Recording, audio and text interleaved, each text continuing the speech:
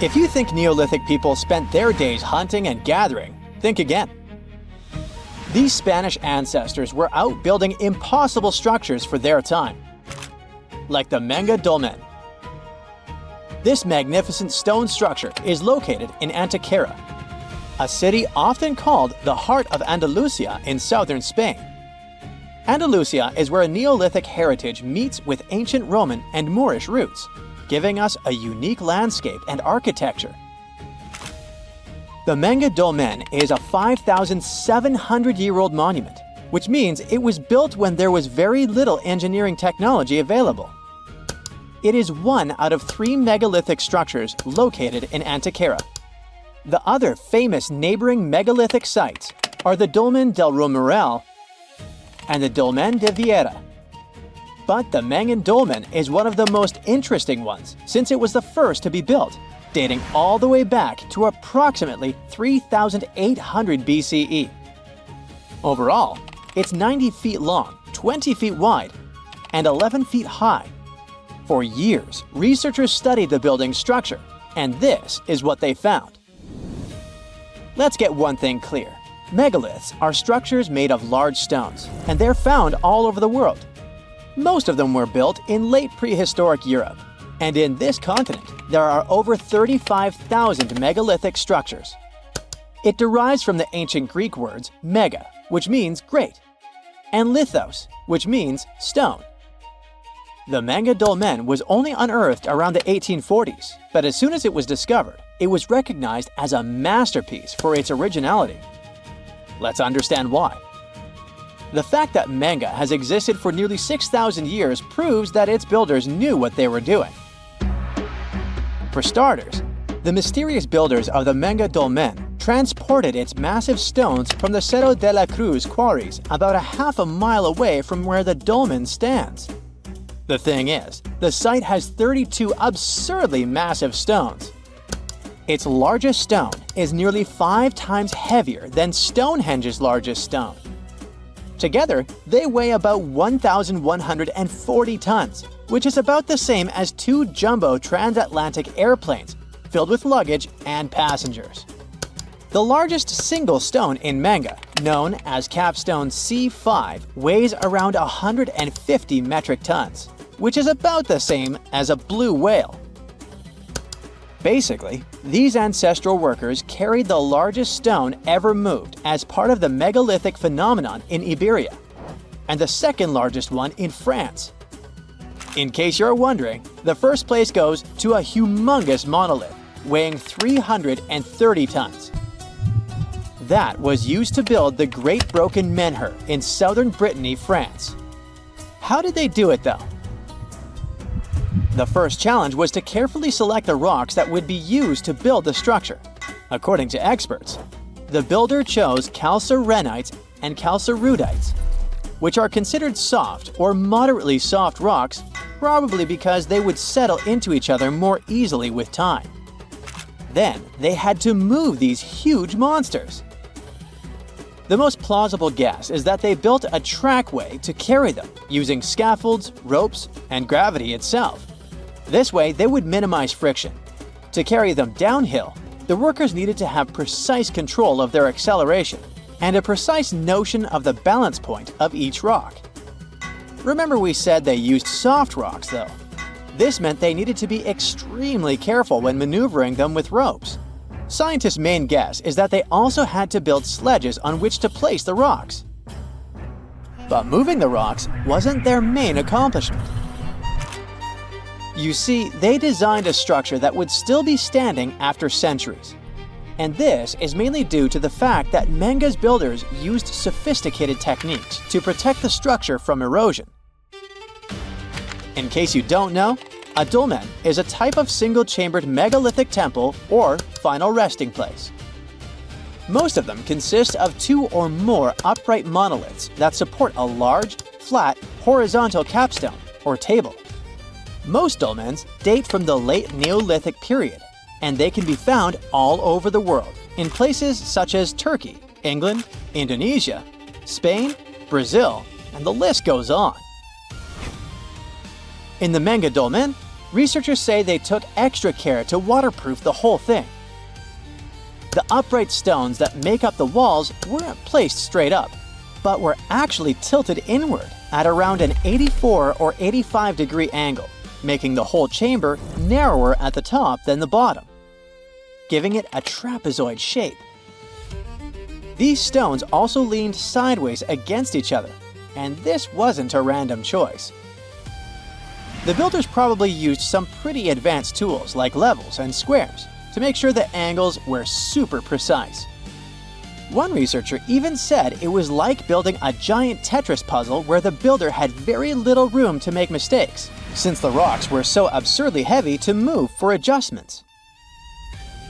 In order for the rocks to be tilted ever so slightly, the builder had to design deep foundation sockets on which to place the rocks. These sockets allowed them to have control of the millimetric positioning of the rocks, so that they would really interlock with one another. The cherry on top was literally the capstones. Once the massive capstones were added on top, the whole thing became a solid box. They carved out the inside from the bedrock beneath it, leaving the walls and roof intact. To protect the chamber, they piled a huge mound of soil over the top, kind of like wrapping the structure in a blanket.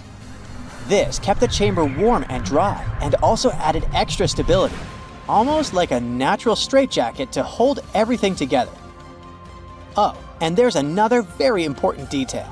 The builders aligned the dolmen with the nearby mountains, not only for practical reasons, but also to create intriguing light patterns within the chamber. This alignment proves how much planning went into the construction of the megalith, pointing to the builders' deep connection with astronomy as well. An avid researcher of the site said it's not exactly clear the reason why dolmens were built. Not many relics have been found on site, but many agree that it was probably used as a temple and resting places for important people. That's why they were built to last eternally. The Manga dolmen specifically was built in a seismically active region, so that was another reason for the sturdy structure. It seems that the builders were also thinking of other details as well. From the entrance of the dolmen, one looks directly to the so-called Lover's Rock and the sunrise both at the same time. The Lover's Rock is an important part of local folklore and is a part of the circuit of dolmens from Antikythera, even though it's not a megalithic structure. The Lover's Rock supposedly got that name after an enamored couple threw themselves from the top of the mountain, since they were forbidden to be together in this lifetime. A classic Romeo and Juliet true life story, if you will. The Manga dolmen is also astronomically aligned, like most dolmens around the world are.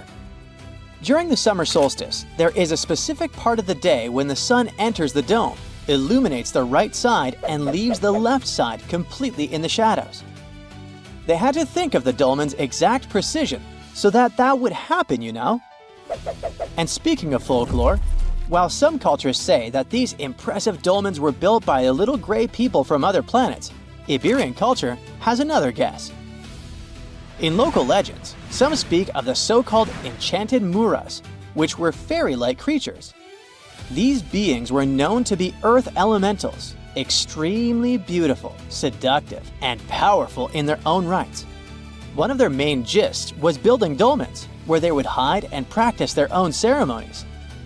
There is a lot of reference to these beings in local lore, so hey, it's worth a mention. Either way, it's no wonder UNESCO decided to name it one of its National Heritage Sites. It's a true ancient masterpiece.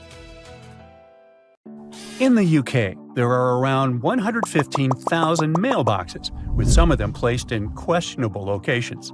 Look here, we're on a deserted stretch of Caithness Moorhead, and here, just smack dab in the middle of nowhere, between the quarry and some moorland, stands a solitary mailbox.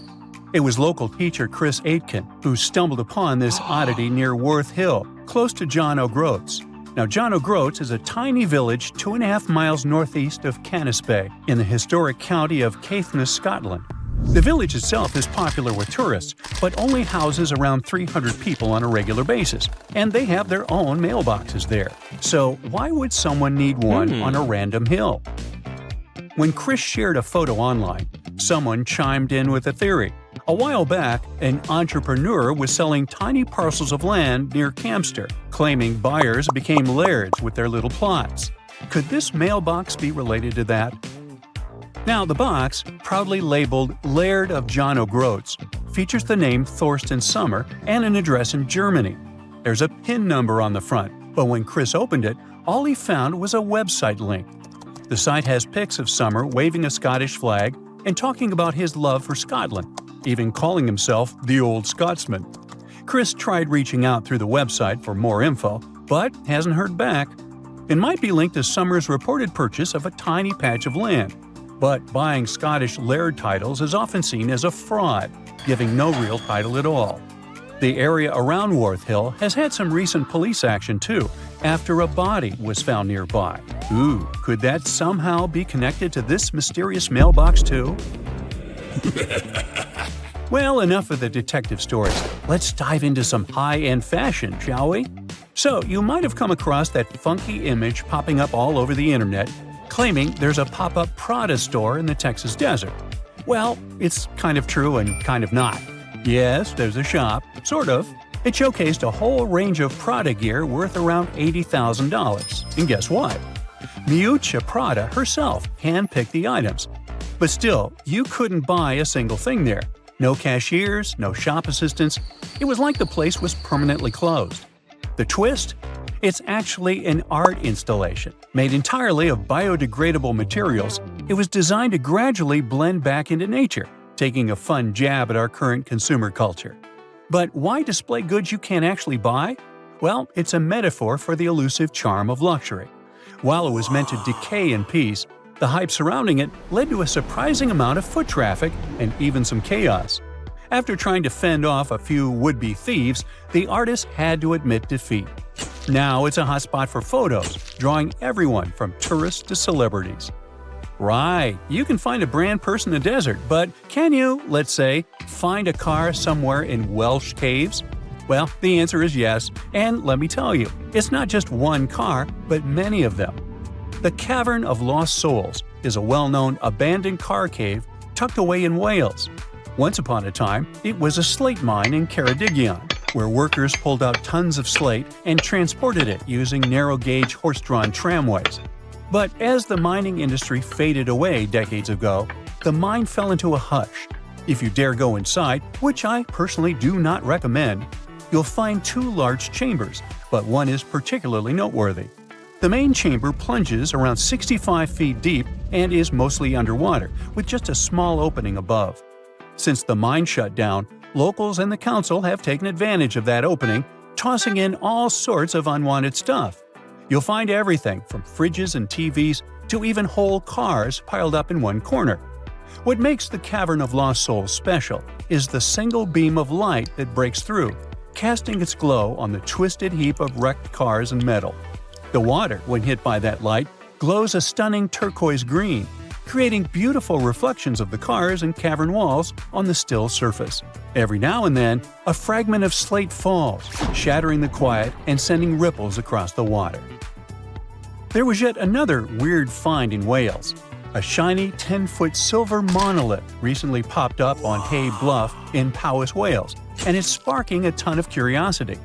A local builder, Craig Muir, discovered it during his hike, and he described it as looking like it just dropped down from space. It's made of surgical steel, has no markings, and is super well crafted without visible welds. Muir's find is reminiscent of those mysterious monoliths that popped up worldwide in 2020, creating quite a buzz online. Local Richard Haynes suggested it could be some kind of scientific installation, but with national park rules against unauthorized structures, it might not be there for long. With no visible tracks around it, Muir speculated it could have been brought in by a group or even dropped from a helicopter. Now, this isn't the first strange monolith sighting. Similar ones have been spotted in Utah, the Isle of Wight, and even Glastonbury Tor, where one was humorously marked, "Not Banksy." However, it could be easily him. The UK is the leading country in terms of the number of Banksy's pieces of art. As of 2023, there were 70 of them. No wonder, as he is reportedly British and was born in Bristol.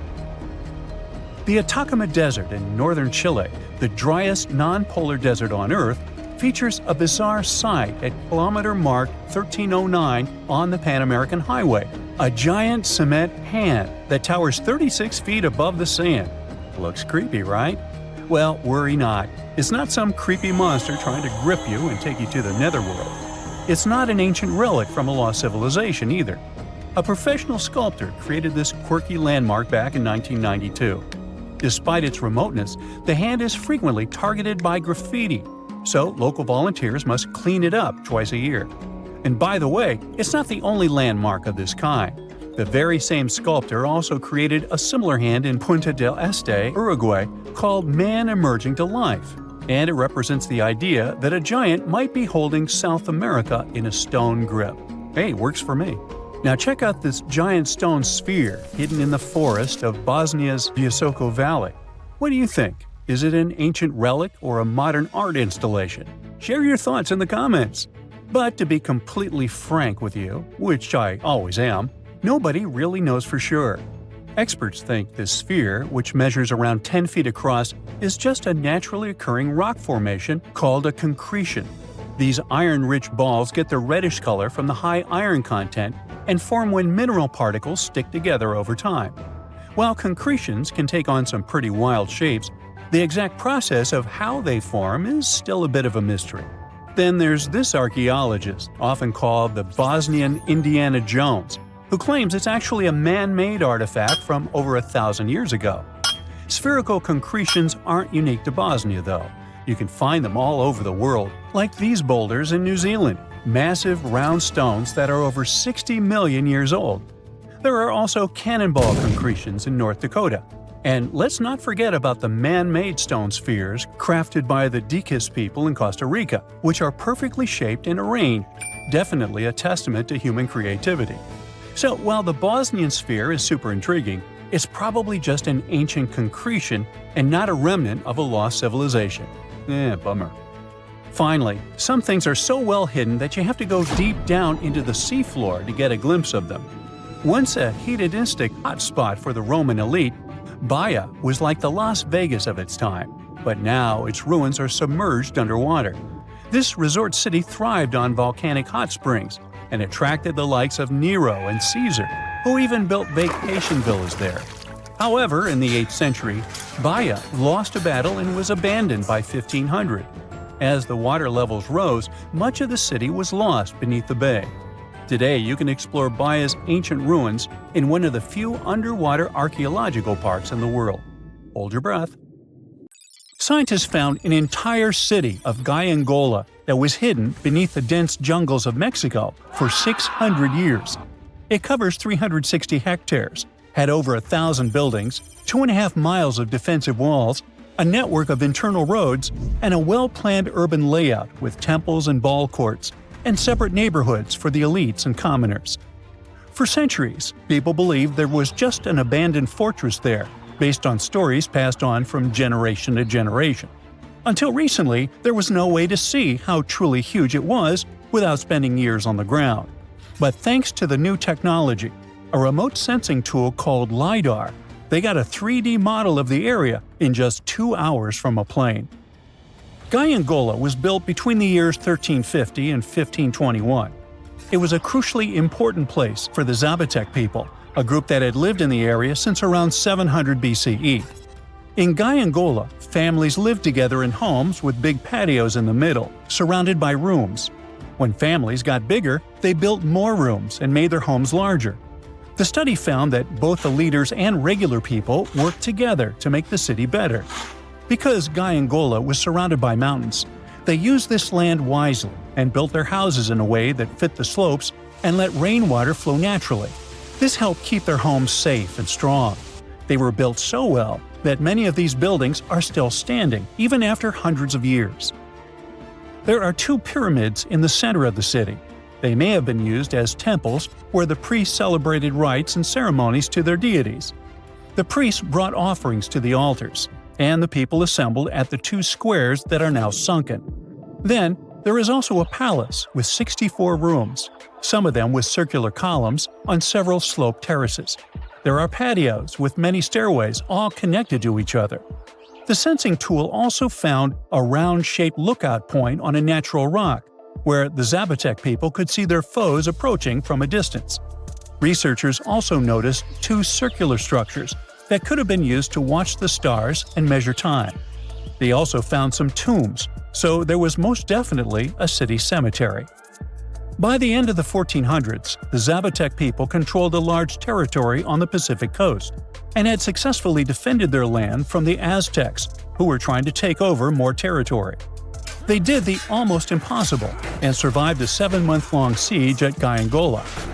When they won this conflict and kept control of the southern part of Mesoamerica, the Zapotecs didn't need to live in Gyangola anymore.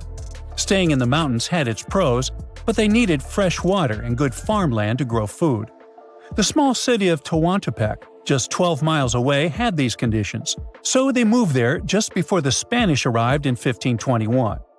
Over time, Zapotec traditions started to fade, but their culture didn't disappear completely, and more than 300,000 Zapotec people still live in Oaxaca state in Mexico. They speak their own languages and keep their traditions alive. Creating the 3D model of the lost city is just the beginning of the research. Archaeologists hope that future studies of Gyangola will help us learn more about how the Zapotecs were organized, how they ruled their cities, and how they interacted with the Spanish when they arrived. They plan to study all 1,100 buildings found in the LiDAR scan, and it will take a few years. Instead of digging up the ruins, they will use special technology to scan the land and learn more about the city without damaging it.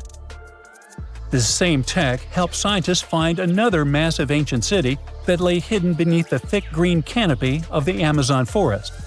A whole network of houses, plazas, roads, and canals was hiding in the shadow of a mighty volcano.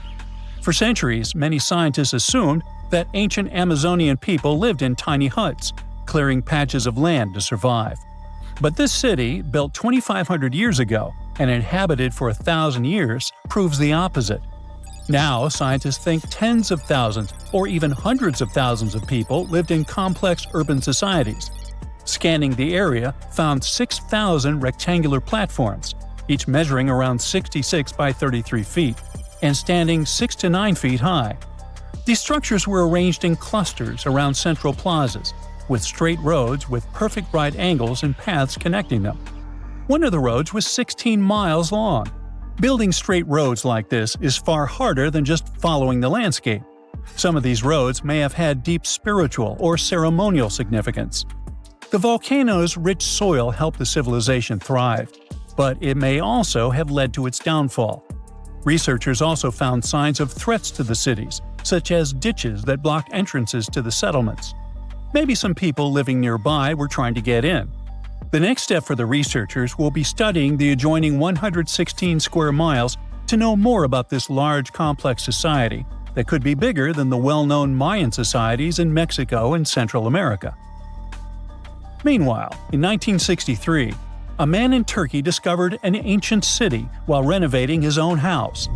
He knocked down a wall in his basement and found a mysterious room. He kept digging and saw a tunnel. It led to the Derinkuyu underground city. It's one of the deepest multi-level underground settlements in Cappadocia and in all of Turkey. The inhabitants lived on 8 levels and had access to cellars, storage areas, chapels, a school, a study room, and other structures. All floors were connected by an extensive network of tunnels. The underground city was probably built as a shelter. The construction is hiding at 279 feet deep, and you can't see it from the outside. The complex was large enough to shelter about 20,000 people with their livestock and food supplies. There was also a 180-foot ventilation shaft. Archaeologists believe that Phrygians first built the levels. The Romans used and enhanced the structure later. The golden time of Derinkuyu was during the Byzantine era. The next lost and found city appeared only in a few inscriptions and ancient texts, so no one could be sure it really existed. Scientists searched the majority of the coast of Egypt, until one archaeologist and his team detected a colossal face looking at them from under the water. The ancient city of Thonis Heraklion was discovered completely submerged 4 miles off Alexandria's coast. In the ruins of the lost city, there were 64 ships, 700 anchors, and a treasure trove of gold coins.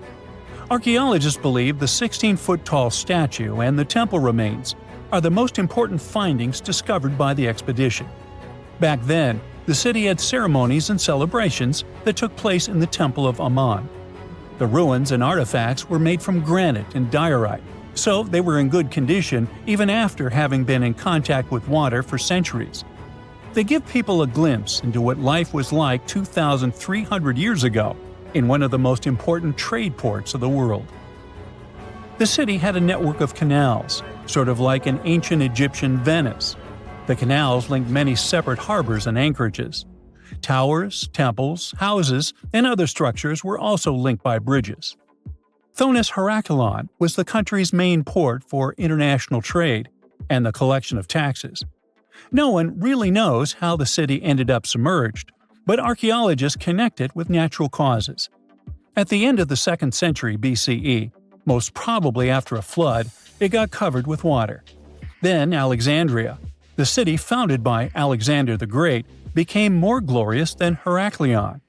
Before Alexandria's fame, Heraklion was the main port of entry to Egypt.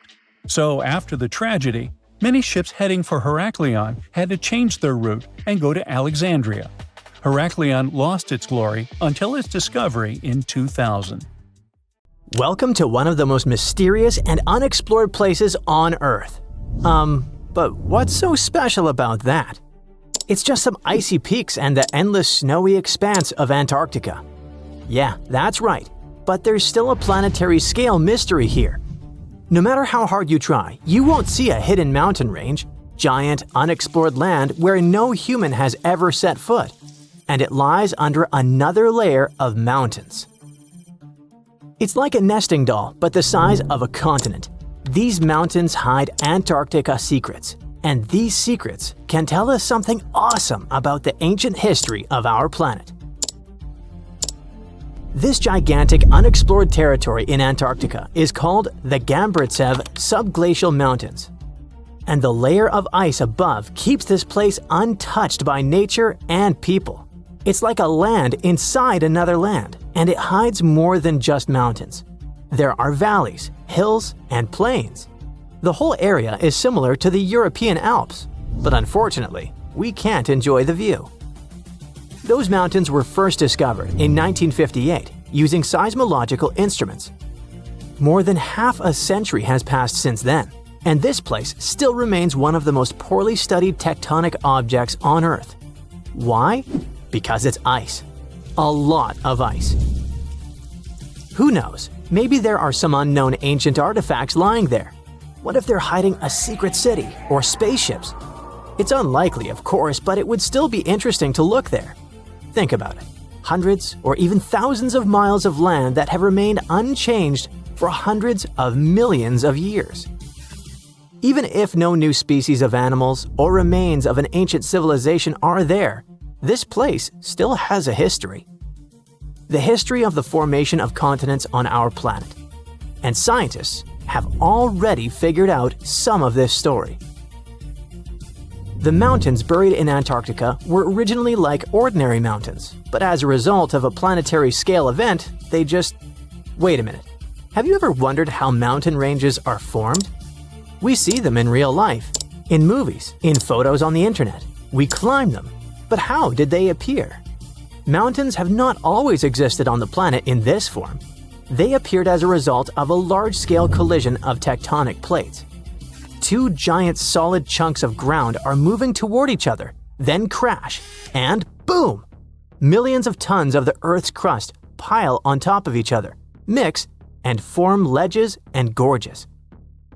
And all this can last for millions of years. Yes, it's a disaster, but it's very slow. Some tectonic plates are still colliding. For example, the Himalayas continue to grow because the Indian and Eurasian plates are still ramming into each other. And this process began about 50 million years ago. The Gambritsev Mountains under ice experienced a similar event, only much earlier. An article in the journal Earth and Planetary Science Letters says that they appeared during the formation of the supercontinent Gondwana. Two giant pieces of land were separated by a boundless ocean. But then, about 700 million years ago, they collided and formed Gondwana. This supercontinent included the territories of modern Africa, South America, Australia, India, and Antarctica. The giant pieces crashed into each other and released a stream of hot, partially molten rock. This mess grew bigger and bigger, forming mountains. The temperature of those mountains grew, their mass increased, and at some point, Gondwana became unstable. The supercontinent began to collapse under its own weight. The hot rocks below the surface began to flow sideways as a result of a process called gravitational spreading. Take toothpaste and start squeezing it out of the tube. Approximately the same thing happened with billions of tons of red-hot rock. Ancient mountains in Antarctica appeared right during this catastrophic event. You've just watched a visual simulation of global events that took place hundreds of millions of years ago. It looks cool, but how did scientists figure it out? How did they see this planetary scale destruction? If the Gambritsev Mountains under ice is one of the most unexplored places in the world, then how could people find out its origin? The answer is simple. Tiny particles of rock have told us about the changing landscape of the planet. These are zircons, but scientists also call them time capsules. This mineral is very handy and resistant to mechanical and chemical influences. It's difficult to crush, it doesn't get affected by erosion, and it doesn't dissolve in water. And there's uranium inside it. This chemical element shows scientists the age of the rock. The fact is that uranium always decays into lead at the same rate. Scientists look at the ratio of uranium and lead and determine the age of minerals with great accuracy. Okay, this sounds a bit complicated. Here's a simple example. Imagine that each mountain belt is a clock that starts ticking at the moment of its formation. That is, after the collision of tectonic plates. After the rock forms, uranium begins its slow decay. The more time passes, the more uranium turns into lead. The rate of this decay is always the same. This decay can last for billions of years. The less uranium is in zircons and the more lead, the older the rock is. And this is how it happens in practice. Geologists take several rock samples. In a lab, they crush it to extract crystalline zircons. Geologists then dissolve the particles in acid to separate uranium from lead. Then they use a special device, a mass spectrometer that accelerates atoms and sorts them by mass. This is a rather complicated process, but the bottom line is that this device shows scientists the amount of uranium and lead. They look at the ratios of these two elements and calculate the age of the rock. Geologists took zircons from sandstones near the Gambritsev Mountains, studied those particles, looked at the level of uranium, and calculated the chronology of mountain formation. Then they compared the data obtained with the history of our planet and realized that the mountains buried in Antarctica appeared during the formation of the supercontinent Gondwana. But how did they find out that the supercontinent included Australia, India, and Africa? Zirconia from those Antarctic rocks turned out to be very similar to zirconium from those countries. That is, a long time ago, these three continents were together. So, the Gambritsev Mountains began to grow about 650 million years ago. About 580 million years ago, they reached the height of the Himalayas, and 80 million years later, they experienced the melting of the Earth's crust. And while most of the mountain ranges on the planet were changing and collapsing, the Gambritsev Mountains under ice remained untouched. Water, soil, wind, earthquakes, gravity, and other natural forces destroy mountain belts. This process is called erosion. But mountains buried in Antarctica haven't experienced anything like this. The cold temperature and the ice sheet around them kept this range unchanged. It's one of the best preserved ancient mountain belts on the planet. Okay, but why do we need to explore these mountains? What difference does it make that the supercontinent Gondwana collapsed in the past? It's possible that plants, frozen bodies of insects, or ancient bacteria have remained preserved under thick layers of ice. What about ancient animals? Many species could have lived on Gondwana. Studying ancient mountains in Antarctica can show us what the planet looked like about 500 million years ago. When Antarctica was a green continent, what lived on it? What happened to this life? Is it possible to revive those ancient creatures after so many years? If scientists were able to calculate the date of the supercontinent's appearance using tiny particles, then imagine what they could find after examining this hidden mountain range. It all sounds very interesting, but there's one problem. To take a small piece of this unknown world, you need to drill through a lot of ice. You need to deliver heavy equipment to one of the most inaccessible continents in the world, build stations, obtain an energy source, and conduct large-scale research. It sounds incredibly expensive, so this hidden territory will probably remain a mystery for a long time. Let's just hope that some billionaire will want to find out Antarctica's secrets and arrange a large-scale expedition there. Eridu, a megacity older than the first known civilization and older than the pyramids of Giza, was buried in the sands of the Mesopotamian desert for over 2,000 years. Now, scientists have made a discovery that changes what we know about the ancient city. They found over 4,000 canals around Eridu that brought water to more than 700 farms where people worked between the 6th and the early 1st millennium BCE. Now, Eridu was founded around 5400 BCE and was the city of the first kings and history's first city according to the Sumerian king list, an ancient text on a clay tablet.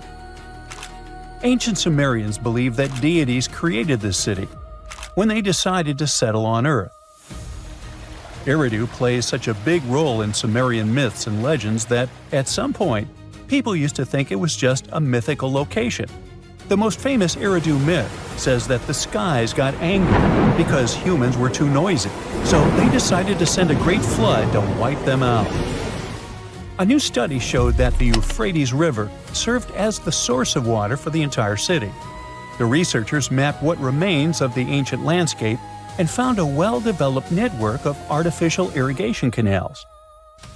They discovered 200 large main canals pulling water from the Euphrates, and those canals fed another 4,000 smaller canals. The team used everything from satellite images and drone footage to soil analysis, old records, and remote sizing tech to map out the area. The 700 farms that used the water from the system were different in size, from about 5,000 square feet to over 200,000 square feet. The main canals were a little over a half-mile long, and some stretched more than 5 miles. The smaller canals could be as short as 32 feet. Rivers in Mesopotamia were the main water sources for farming, so ancient farmers had to learn how to guide water from the river to their fields. It all started with simple methods, like digging small canals, but over generations, they learned how to build massive canals up to 62 miles long. The Euphrates itself helped the farmers. Water was moving thanks to gravity down its elevated riverbanks, and natural breaks in the banks let it spill onto the land. Researchers aren't sure when each canal was in use, and it's unlikely that all 4,200 canals were active at the same time during that long period. Now, Eridu used to be an important religious and trade center because of its strategic location on the Persian Gulf. Its economy mostly had to do with fishing, thanks to the Euphrates River. Researchers found fishing nets and weights and whole bales of dried fish at the site. And there were even models of reed boats, the earliest physical evidence we have for constructed boats anywhere. The city was thriving until people abandoned it around the year 600 BCE, and scientists still aren't sure why they did it. The local residents, plus the visiting pilgrims and merchants, had just exhausted all the resources of the land. They had to let it rest several times before abandoning the city for good. It happened when the Euphrates changed its course, and they lost their main source of water. Now, many centuries later, in 1854, A British official was on a mission to this area to check out a remote place that had a bunch of mounds called tells, which are piles of debris left behind by ancient human settlements. At first, Taylor wasn't impressed. He had been hoping to find something big, maybe statues, ancient writing, or ruins of palaces and temples. But with the brief time he had, all he found were things like walls, drains, stone platforms, and pieces of limestone columns decorated with tiny mosaic cones. But he didn't know that these boring mounds were hiding one of the oldest cities on Earth, Eridu. The people at the British Museum got interested in the finding, but the first full-scale excavations took place here only around a century later. The local Iraqi authorities got really interested in the excavations as they were hoping to find more about the earliest days of Mesopotamian history. So they focused on Mound 1, a massive tell as tall as an 8-story building. Soon they uncovered part of an unfinished step pyramid from the end of the 3rd millennium BCE. As they dug deeper, they found layers of human life going back in time. There were levels from the Uruk period, and even remains from a time before the Sumerians called Proto-history. In those lower layers, they discovered multiple rebuilds of the Temple of Enki, the city's main deity. People rebuilt this temple again and again for over 2,000 years. Every time the temple collapsed, they built a new one right on top. Each new version of the temple was bigger and more impressive than the last. From the middle of the 4th millennium BCE, these temple buildings became massive, more advanced than anything else humans had built up to that point. The city in Eridu was also becoming more complex, with clear social classes. Eventually, they stopped rebuilding the temple and put up a step pyramid on top of the ruins. Even though Eridu faded, it likely stayed important as a religious site. Archaeologists found pottery from the 2nd and 1st centuries BCE during excavations, although there were no signs of houses. The Sumerians were an innovative civilization, as you can tell. By 1500 BCE, they invented the cedar plow, a tool that let farmers plow and plant seeds at the same time, using animals like oxen to pull it. This gear even came with instructions. The Sumerian Farmer's Almanac gave farmers advice on how to grow more crops with proper tilling and irrigation. These smart farming tricks helped feed more people, which led to larger cities, an organized ruling system, and more focus on religion. And as their cities expanded, so did their work in writing, math, and spiritual life. 5,000 years ago, the Sumerians had already produced cuneiform, one of the first writing systems in history. So another recent find from the same part of the world proves that bureaucracy existed already 4,000 years ago. Archaeologists found ancient administrative tablets in another ancient Sumerian city. These clay tablets are the oldest solid proof we have of the world's first empire, the Akkadian Empire. The tablets were inside a state archive building made of mud bricks, which had different rooms that acted like offices. Now, before this discovery, archaeologists didn't really understand how the first known empire in the world, the Akkadian Empire, worked behind the scenes. But now, thanks to the recent Gerso excavations, we have the first real and unambiguous evidence of the empire's administrative system. They tracked everything – deliveries, spending, and inventory, from fish to sheep to grains, fabric, and even gems. The tablets also include population records, with names and jobs of men, women, and kids, an ancient version of a census. From these records, scientists found out that women played a key role in Akkadian society. Some women had powerful positions, like high priestesses. The tablets also show a wide range of jobs, from skilled workers like stonecutters to people with simpler roles like temple floor sweepers. Some even included building blueprints, field layouts, and canal maps, proving that the empire had serious organization and planning. Eventually, the city rebelled and gained its independence, and the Akkadian Empire's 150-year rule ended. Now, researchers are carefully cleaning and translating the tablets to fully understand what they say.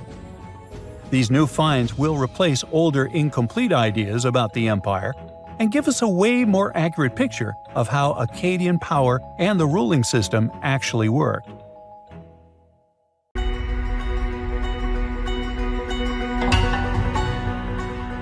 Take a look at these stones. They seem ordinary at first glance, just ancient slabs, ruins of some buildings. However, unlike many other archaeological finds, this one is among the most mysterious and unique. Here's why. These stones are the remains of a large temple complex called Puma Punku, located in Bolivia. Scientists aren't certain, but it's likely that Puma Punku was built by the Tiahuanaco Empire, which existed between 300 and 1000 CE, before the Inca Empire. There is no information suggesting that this civilization had advanced building technologies. Moreover, they might not have even had a writing system. Every stone was carved and polished with astonishing precision. They fit together perfectly, like pieces of a puzzle. The craft is so refined that not even a razor blade can pass between the stones. Quite impressive for people who lived around 1500 years ago. And these stones are heavy. The largest ones weighed around 130 tons. So, how did the builders transport such weight from one place to another? Scientists suggest that this civilization did not know about the invention of the wheel. So, how did they manage to build such a perfect engineering structure? Did Tiahuanaco have the knowledge and tools for stonework? Or did someone else build Puma Punku? There are several theories about this. Theory 1. There was some advanced civilization that came to South America, interacted with Tiahuanaco, built this engineering marvel, and then left. Theory 2. Some beings from another planet came to Earth, showed humans how to build perfect structures, and created Puma Punku. This theory is dubious. Another idea from this series suggests that Puma Punku was built by mythological creatures from the South American culture at that time. Theory 3, the most likely one. There is no mystery here. Tiahuanaco was indeed an advanced civilization with incredible building technologies. So, what do you think?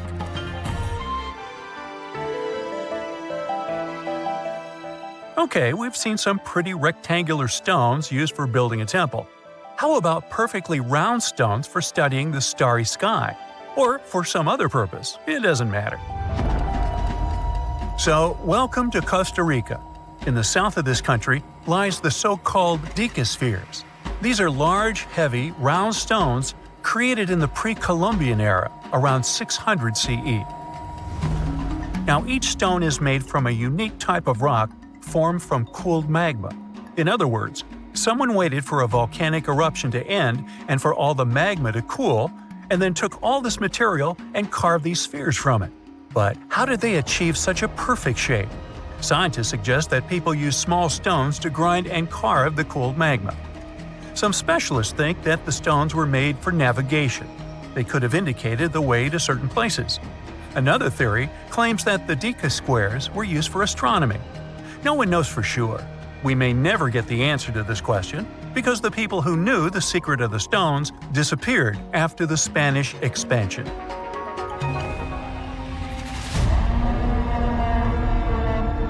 So, let's continue our journey. See these cobblestones? Archaeologists still don't know why they're arranged along a long stretch of desert crossing Jordan and Israel. These strange stones form a chain of lines 40 miles long and have been here since around 300 BCE. Because they were discovered by pilots during flights about 100 years ago, some call these stones kites. One of the more popular theories suggests that people placed these structures here to lure animals into a pit where they could be caught. Apparently, ancient hunters knew the behavior of local fauna well, and were sure the animals would somehow walk along these stones, ending up in an open area with a pit where hunters could easily do their work. Perfectly smooth rectangular and square stones, round stones, stone traps for animals. What's next? How about a stone canvas or stone painting? To see this ancient artifact, we'll travel to Glasgow, Scotland, where archaeologists unearthed a stone slab created about 5,000 years ago. It is called the Kokno stone. The slab measures 43 by 26 feet, about half a basketball court. And this entire area is filled with strange swirling patterns that scientists call cup and ring marks. But what do they mean? As usual, scientists don't know for sure. But one theory suggests that the inscriptions on the stone are somehow related to astronomical phenomena, such as lunar or solar eclipses. Maybe it was a star map, or maybe people just wanted to create a work of art. In any case, there is another interesting fact related to the cup and ring marks. Scientists have found similar drawings in other prehistoric sites around the world. Okay, let's step away from mysterious stones and look at some other archaeological mysteries. Here is the approximate order of civilization development starting from 8000 BCE, according to scientists. First, people settle in one place and build a city or settlement there. Then they engage in agriculture, and after that, they build temples. But in 1994, archaeologists said, no, the order might have been different. What if people first built temples to worship higher mythical beings and only then built cities and engaged in agriculture?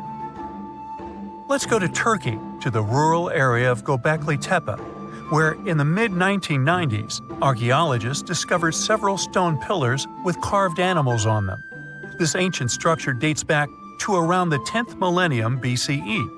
Now, this place is considered one of the oldest places of worship in the world. Most likely, it was built by semi-nomadic hunters who knew nothing about agriculture because it appeared in this region 5 centuries later. Now, scientists are wondering, is it true that such structures led to the settlement of the area? The answer to this question may help understand the mindset and development of humanity in many parts of our planet. So, would you like a scroll with the location of a treasure marked on it? You could say you already have one. Check it out yourself. Just Google the Copper Scroll Treasure. Download a high-resolution photo of the scroll and follow the instructions. Oops! The instructions are written in an incomprehensible language. Scientists have been trying to decipher this message since the scroll was discovered in 1952 in Qumran, and the answer is still not found. According to one theory, the scroll contains information about a large amount of silver and gold. But even if the treasure does not exist, this artifact is still quite interesting to study. It was created around 2,000 years ago, during the time when the Roman Empire ruled over the settlement of Qumran. Perhaps the local residents hid their valuables from the Roman legionnaires and left such a map for their descendants. When you approach this archaeological wonder, you won't notice anything. But if you rise into the air and look down at the ground, you'll see amazing patterns created by the people of the Nazca culture. This discovery is called the Nazca Lines. Pilots and passengers of commercial aircraft first noticed them in the 1920s and 30s during flights over Peru. These large drawings consist of geometric lines, complex images of animals, and whimsical figures. More than 2,000 years ago, people removed part of the surface soil of this land and created these patterns. But why?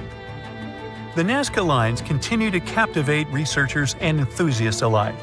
Recent technological advancements, such as drone imagery and satellite mapping, have provided new insights into these enigmatic formations.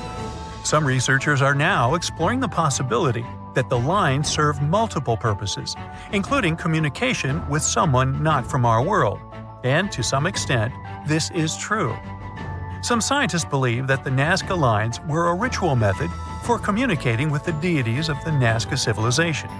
Studying these archaeological wonders not only enriches our knowledge of the past, but also inspires us to appreciate the ingenuity and creativity of the human spirit. Archaeologists just found the remains of a lost city from thousands of years ago, hiding in southeastern Europe. They were sure that it was nothing more than an old defense outpost, but new digs are changing that big time. They now believe the site might actually be the lost capital of an ancient kingdom of Lynkestis that has to do with Alexander the Great, the man who changed history. The ruins are near a small village called Cernobuki in North Macedonia.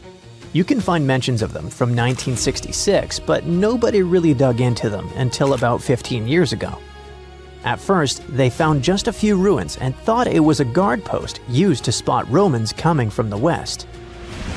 But now, a team of scientists went back with high-tech equipment and found proof this place wasn't just a tiny outpost. Researchers managed to look under the ground and found that the Acropolis the ruins sit on, which is a flat hilltop, has enough rooms and infrastructure to host a full-on city inside the fortress walls. It covers about 2.8 hectares and around 10,000 people lived here at its peak. Researchers also found a textile workshop and plenty of artifacts, including a coin from the time of Alexander the Great and with his image, axes, game pieces, and an oil lamp, and even a small ceramic with a heart motif. One of the coolest finds is a reusable clay theater ticket, which was unique to North Macedonia. This means there was also most likely a theater here, and it could be in one of the large buildings. Experts used to think that the city was from the time of King Philip V, but now, thanks to the coin and especially the ancient tools and broken pottery that were found, they believe people might have lived there during the Bronze Age.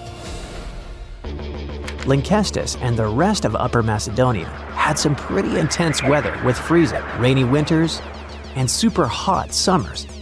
Life there wasn't easy, and most of the time, it was all about surviving. The people who lived in the area were mostly nomadic herders, and they had to move around depending on the season. They traveled with their flocks of cattle, goats, and sheep, always looking for the best pasture lands. Back then, Macedonia was kind of like the outsider of the Greek world. It was part Greek, but powerful city-states like Athens and Sparta didn't really accept it. Thanks to this position on the edge, Macedonia had the chance to mix Greek traditions with local culture. Eventually, they took over and changed the whole ancient world under kings like Philip II and Alexander the Great. The new discoveries at Cernobuki show us how connected and powerful ancient Macedonia really was, especially since the city sat along trade routes to Constantinople. Big historical figures like Octavian and Agrippa might have passed through the area on their way to clash with Cleopatra and Mark Antony. The place could also be the lost capital of the ancient kingdom of Lynkestis or Lyncus. Some experts think that a major city in Upper Macedonia could be where Queen Eurydice was born. That powerful lady gave birth to Philip II of Macedon, who took over Lynkestis in the 4th century BCE. The kingdom of Macedon became independent, and thanks to it, the son of Philip II, Alexander the Great, later became the king of the Macedonian Empire. That man totally lived up to his name. In just 13 years, he created one of the biggest empires in history, stretching from Greece all the way to Egypt and India. And he managed to do all that before passing away at just 32 years old. Researchers plan to dig deeper into this important site to learn more about the early civilizations of Europe. This incredible discovery was possible thanks to LiDAR. This remote sensing tool helps map things like how tall plants are, how thick forests are, and other details across big areas. LiDAR is an active system, meaning it creates its own energy, in this case light, to scan the ground. A laser fires super fast pulses of light that shoot down to the ground and bounce off things like buildings and tree branches. The LiDAR sensor then catches the reflected light and records it. The system measures how long it takes for the light to go from the laser to the ground and back. This is called the two-way travel time. That time helps figure out the distance the light traveled. Then, using that distance, the system can figure out the exact elevation of different spots. Scientists recently found another lost city using the same technology. This one, called Giangola, was hiding beneath the dense jungles of Mexico for 600 years. All this time, researchers believed there was just an abandoned fortress there. There was no way to go and see until recently, when they used LiDAR and got a 3D model of the area in just 2 hours from a plane. Giangola was built in pre-Columbian times between the years 1350 and 1521. It covered 360 hectares and had over 1,100 buildings, 2.5 miles of defensive walls, and a whole network of internal roads. The city had a well-planned urban layout with temples and ball courts and separate neighborhoods for the elites and commoners. It was a crucially important place for the Zapotec people, a group that had lived in the area since around 600 BCE. In Giangola, families lived together in homes with big patios in the middle, surrounded by rooms. As families grew bigger, they would add more rooms and expand their homes. Since Giangola was surrounded by mountains, the locals tried to use every piece of land on the slopes that was good enough to build a house. They even used natural drainage of the area to have water, and they must have been great at construction, as many of their constructions are still standing today. But at some point in the beginning of the 16th century, they didn't have enough fresh water and good farmland to grow food, and moved away to nearby Tehuantepec. Archaeologists plan to learn more about how the Zapotecs were organized, how they ruled their cities, and how they interacted with the Spanish when they arrived. They plan to study all 1,170 buildings found in the LiDAR scan, and it'll take a few years. Another recent find, made with the same groundbreaking tech, is a massive city that lay hidden beneath the thick green canopy of the Amazon rainforest. A whole network of houses, plazas, roads, and canals was hiding in the shadow of a mighty volcano. Many scientists thought that ancient Amazonian people lived in tiny huts and cleared patches of land to survive. But this city, built 2,500 years ago and inhabited for nearly 1,000 years, debunked that theory and changed everything. Now, researchers think tens of thousands or even hundreds of thousands of people lived in complex urban societies. They scanned the area and found that 6,000 rectangular platforms, each about 66 by 33 feet and 6 to 9 feet high. These structures were arranged in clusters around central plazas that had straight roads with perfect right angles and paths connecting them. One of the roads was an impressive 16 miles long. Building straight roads like this is way harder than just going with the landscape. Some of these roads may have had great spiritual or ceremonial significance. The civilization was thriving thanks to rich soil from a nearby volcano. But the same volcano may have also led to its downfall. Researchers also found signs of threats to the cities, such as ditches that blocked entrances to the settlements. Maybe some people living nearby were trying to get in. The next step for the scientists will be to study the adjoining 116 square miles to know more about this large, complex society that could be bigger than the well-known Mayan cities in Mexico and Central America. They finally did it. After 300 years of searching, archaeologists pinned down the location of the lost land of the White Jaguar, the city of Maya hidden in the wild jungles of Mexico. It all kicked off back in the 1500s with the Lacandon Maya. These guys were some super tough survivors who just didn't quit. When their main capital, Lacamtun, fell to the Spanish in 1586, most people would have called it game over. But not the Lacandon. Nope, they packed up, headed deeper into the rainforest, and built their last stronghold, Sacbalan. It was a hidden fortress of stone temples, twisty jungle trails, and howler monkeys acting like noisy little guards. For over 100 years, the Lacandon managed to keep their traditions alive there, far from European control. Then, in 1695, history came crashing in. A Spanish friar named Diego de Ribas stumbled into Sacbalan. And yeah, that was basically the beginning of the end. Soon after, the Spanish took over. By 1721, the Maya had abandoned Sacbalan. The jungle didn't waste time. It swallowed the place whole, with roots tearing into walls and vines smothering plazas. The city didn't just disappear, it got eaten alive. For the next 300 years, Sacbalan turned into more of a myth than a memory. a name archaeologists and explorers would whisper, secretly hoping to find it one day. Plenty of expeditions tried to track it down, but the rainforest is sneaky. Every path looks identical, maps fall apart in the humidity, and even GPS can't cut through the thick green ceiling. It was like looking for a needle in a haystack, except the haystack was alive, covered in thorns, and yeah, crawling with jaguars that would happily make you lunch. So how did the scientists crack the mystery? One word: a letter from the 17th century. The letter by Diego de Ribas described all the routes, rivers, and trails leading to Sacbalan. It showed in every detail the journey of the soldiers who walked 4 days to the Lakuntun River after leaving Sacbalan.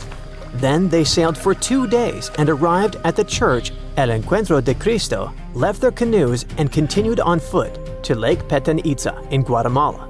This was already detailed enough, but the scientists needed to pinpoint the exact location with geographic information systems.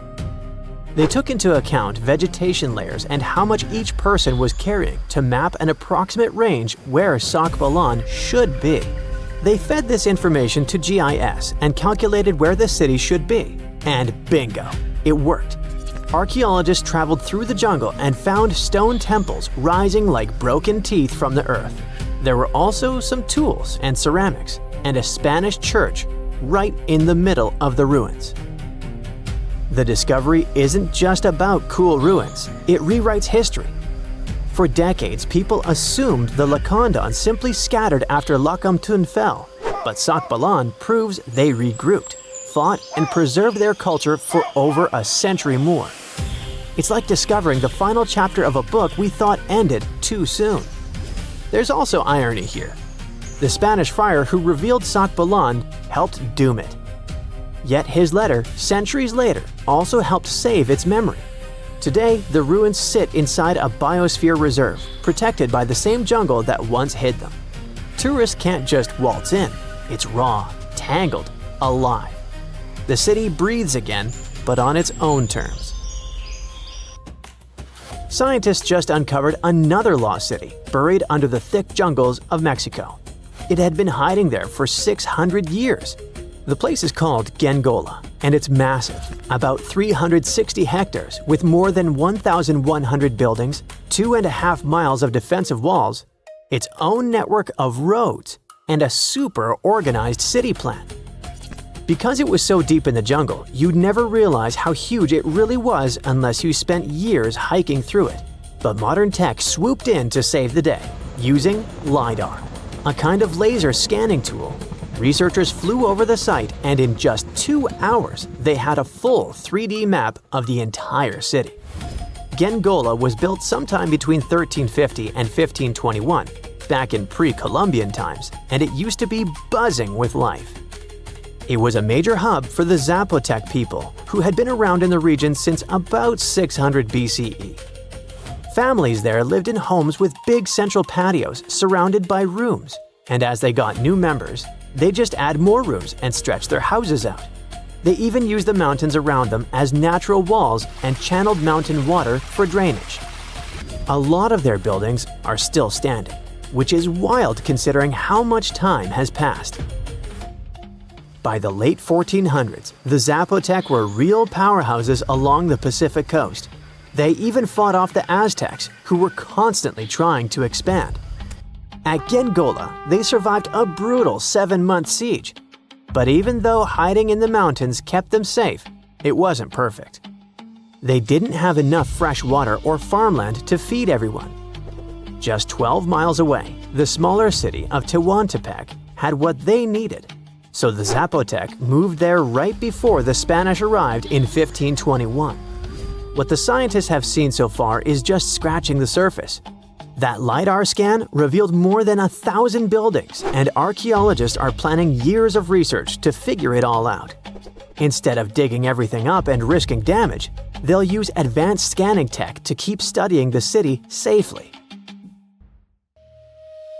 Alright, now let's hop across the world to Egypt, where archaeologists stumbled on a whole lost city called Imet, tucked away in the eastern Nile Delta. The place was buried under layers of mud, water, and time, hiding in a swamp that's been shifting and changing for thousands of years. Scientists first noticed it from way up high in faint little clusters of mud brick foundations in satellite images. The shapes looked shaky and ghost-like, but too neat to be natural. So they followed the patterns down on the ground, started digging, and the city started coming back to life. They found multi-story tower houses, basically mini skyscrapers of the ancient world. They had multiple floors, thick foundations, and could handle some serious weight. That kind of vertical living is super rare in Egypt, especially outside the Nile Delta. It showed that people in Imet weren't just spreading across the land, but stacking upward, which means the city was packed, carefully planned, and way more urban than anyone thought for that time. And it wasn't just fancy housing either. Archaeologists also uncovered a grain processing center with paved work areas, animal pens, and organized spaces for food production. Clearly, this was a city with a real economy running behind it. Not far from there, they spotted a ceremonial road that once led to a temple for Wadjet, Imet's patron deity. But later on, other buildings got plunked down over the road, which shows that Wadjet's worship faded over time. Still, the ruins coughed up some amazing relics, a green faience little funerary figurine, and a stela showing Harpocrates perched on crocodiles and gripping snakes. He was the Greek spin on Horus, deity of silence, secrets, and the newborn sun. And there was even a bronze sistrum, an ancient Egyptian musical instrument decorated with twin heads of Hathor. Turns out, Imet was active from around the 4th century BCE onward, stretching from Egypt's late period into the Roman era. Its location along trade routes made it a magnet for merchants and pilgrims visiting Wadjet's temple. So it wasn't just hanging on, it was thriving, connecting, trading, and adapting with the times. And this isn't just another dusty ruin. Imet is giving us a window into everyday life, religion, and urban planning in the Delta, which we've always known way less about compared to the big pyramids and tombs. See this place on the map? Yeah, right there. It's estimated that around 100 people have vanished or lost their lives here. Why, you ask? Well, it seems they were all looking for this guy, Percy Fawcett. He was a British colonel, famous for his sharp blue eyes, perfectly groomed beard, and signature hat. He looked like a character from Pride and Prejudice, but lived more like Indiana Jones. In fact, this character was inspired by Fawcett's story. But his disappearance in 1925 was more macabre than any movie plot. Colonel Fawcett was bold. Not the ask-your-neighbor's Wi-Fi password kind of bold. I'm talking full-on, I don't care that much about my life bold. He used to be a soldier in Sri Lanka and even did a secret spy gig in Morocco, but he needed more. So in 1906, Fawcett started exploring parts of Brazil and Bolivia where no one had dared to go before. His mission was to create secret, mind-blowing maps. Okay, that doesn't sound too risky, but trust me, it was. If you want to explore the world nowadays, you just open Google Earth and, well, that's it. No danger, no adrenaline, just maybe one or two creepy street view photos. Ew. But we're talking about the beginning of the 20th century, when satellites, and this weird Google car, didn't exist. Back then, if you wanted to fill in the world map, you actually had to explore the land on foot. So that's how Colonel Fawcett ended up in South America. And he became famous for his expeditions to map out the wild Amazon. He was the first guy to record the locations of waterfalls in that region, for example. But then he got obsessed. Blame it on lack of sleep or whatever sketchy Amazon jungle juice he was sipping, but suddenly he was like, I'll bet there's an ancient advanced city hidden somewhere around here. Spoiler alert, there wasn't. But he was hooked on that idea. Hanging out with native Indians for so long convinced him that large groups could totally thrive in the middle of a massive rainforest. And of course, Fawcett loved a good old adventure story, especially the ones from the 16th and 17th centuries, written by European explorers. In those stories, adventurers claimed they had found huge settlements and fine roadways deep in the heart of Latin America. But Faucet's all-time favorite story came from a manuscript written in 1753. Back then, adventurers were hunting for precious metals in Brazil when they stumbled upon a ruined city with monumental buildings, roads, and plazas. Oh, and every corner had a Roman-style spire. Naturally, the colonel was all in to find it. Too bad no one told him this manuscript is mostly considered a forgery. Yep, this story is as real as Snow White's. But then, things got weird. The settlement described in that manuscript was supposedly located in the northeast side of Brazil. But now, he's saying there's an advanced civilization in Mato Grosso, which is in a different part of the country. So he decided to name this new place the City of Z. Back in the 1920s, the colonel launched 2 separate expeditions to find it, but both trips failed, as he faced terrible weather, fever, and of course, exhaustion. Now, tell me in the comments, what do you think Faucet did after 2 failed expeditions? Option A, he quit. Option B, he called his mom. Option C, he tried again because he didn't get the memo that the universe is clearly saying stop. Well, of course, option C is the right answer. This is relentless Faucet we're talking about. So, 3 years later, the colonel finally gathered enough cash to launch yet another expedition in search of the City of Z. All he needed was a crew of people crazy enough to join him. Famous and experienced explorers were begging to come along. But nope, Faucet decided to take his son and his best buddy instead.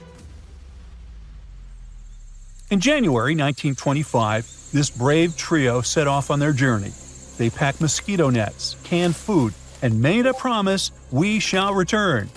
Another spoiler alert, they didn't. Uh-oh. The journey kicked off in New Jersey, and then they sailed all the way to Rio de Janeiro, Brazil. There, they stopped to grab some pack animals, like horses, and hired a couple of local guides. Now they were ready to head to the city of Cuiabá. Now keep in mind the distances in Brazil are crazy huge.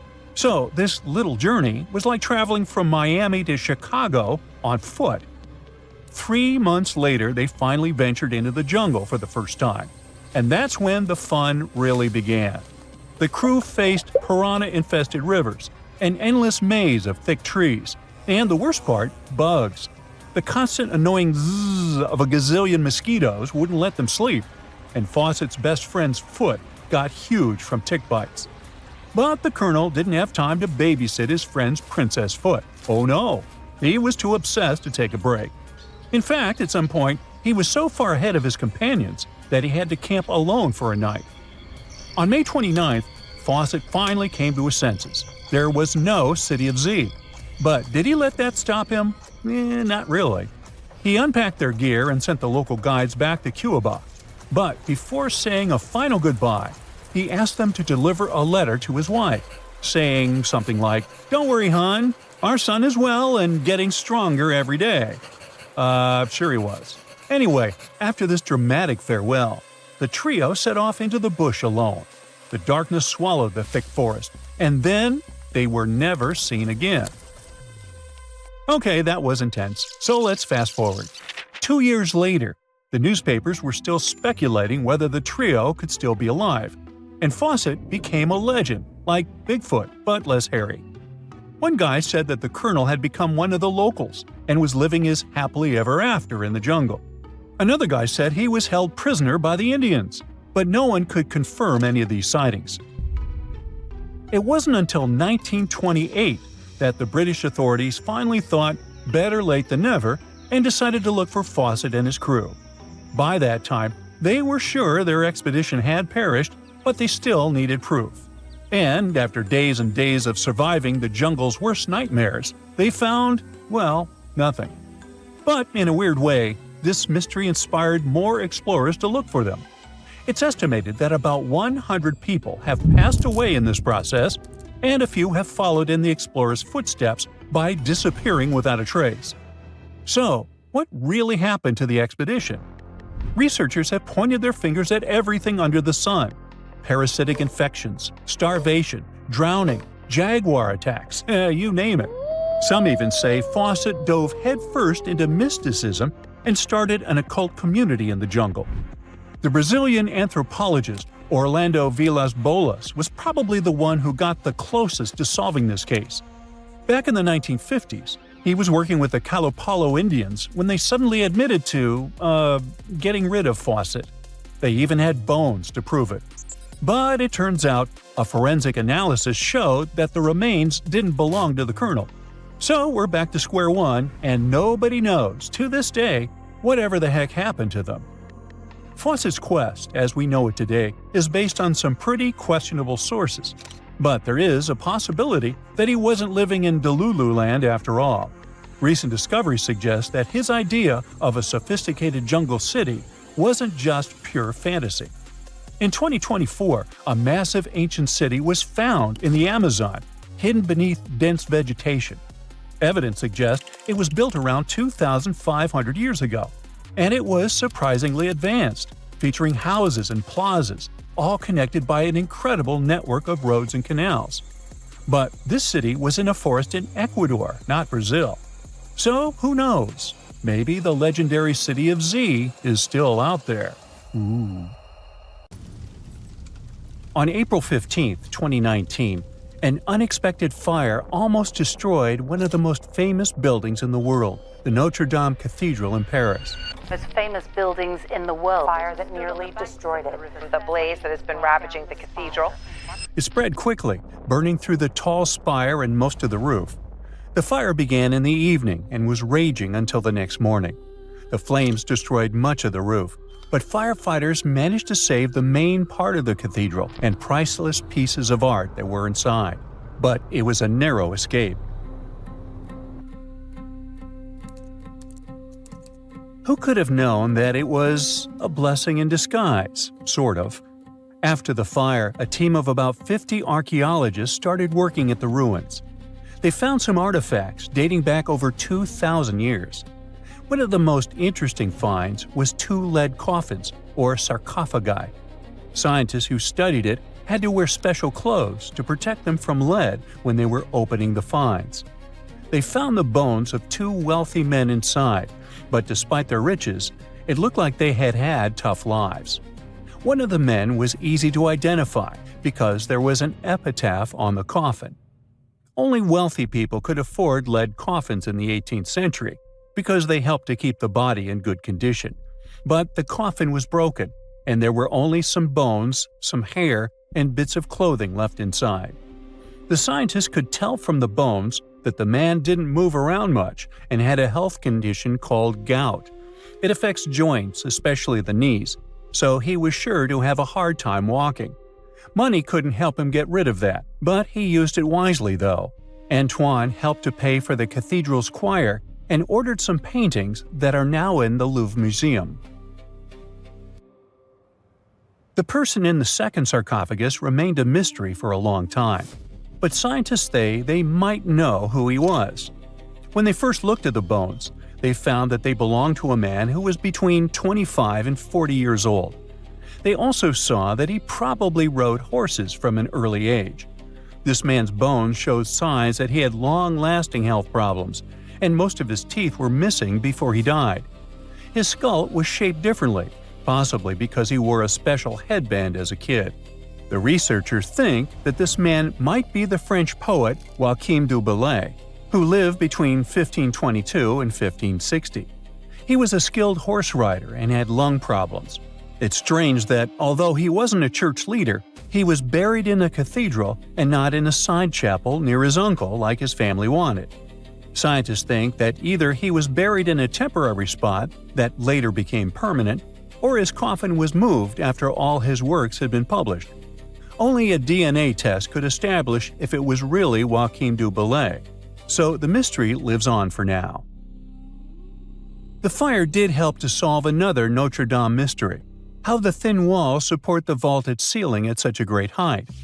When it was finished, the cathedral was the tallest building since the Great Pyramid, with a height of the vaults of 105 feet. That's about the height of a 10-story building.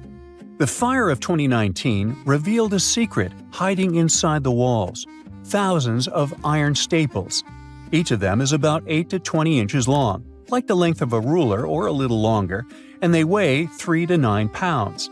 Before using iron, builders would put wooden rods between the walls to help keep everything steady, but wood is not as strong as iron and can break more easily. Iron is also easier to hide inside the walls, so it made the cathedral look like it was held up by magic. This idea of an iron skeleton was so good that other churches started using it too. By the way, we could have lost Notre Dame completely in the 19th century.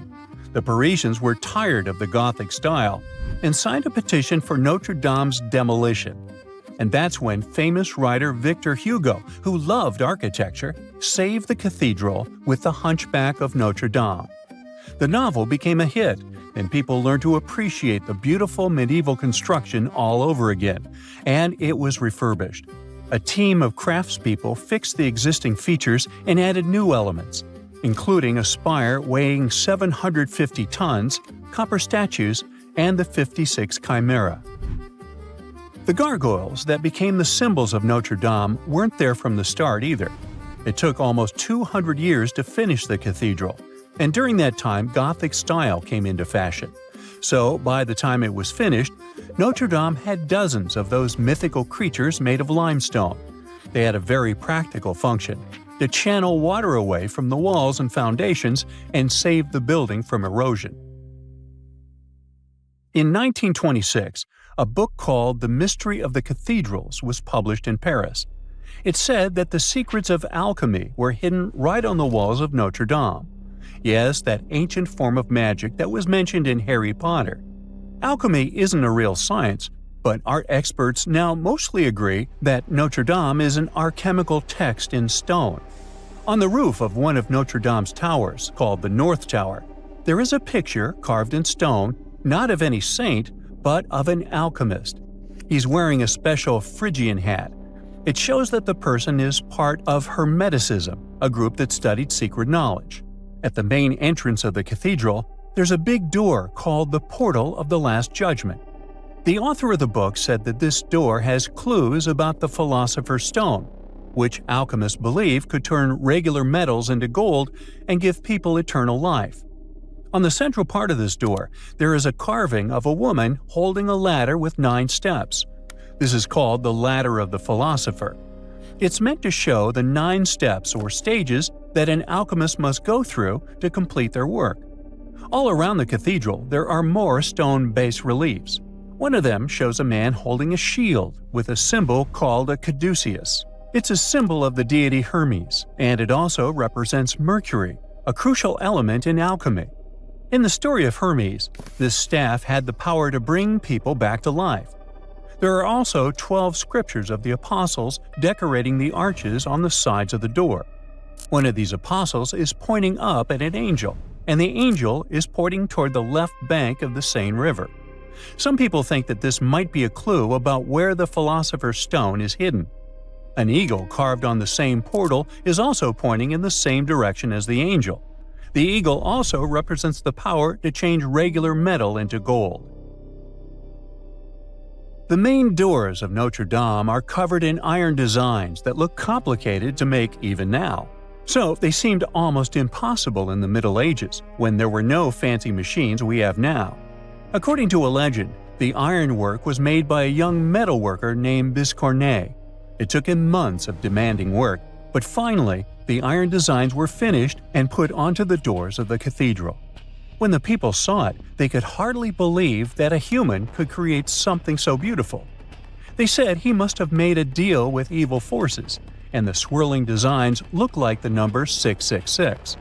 The fact that his name means two-horned only made things worse. Not long after the doors were installed, Biscornet passed away from all the stress and hard work. But for many people in Paris, it was only proof of the rumors. They believed that something really dark and otherworldly had come to take the man's soul as part of the deal he made to create the doors.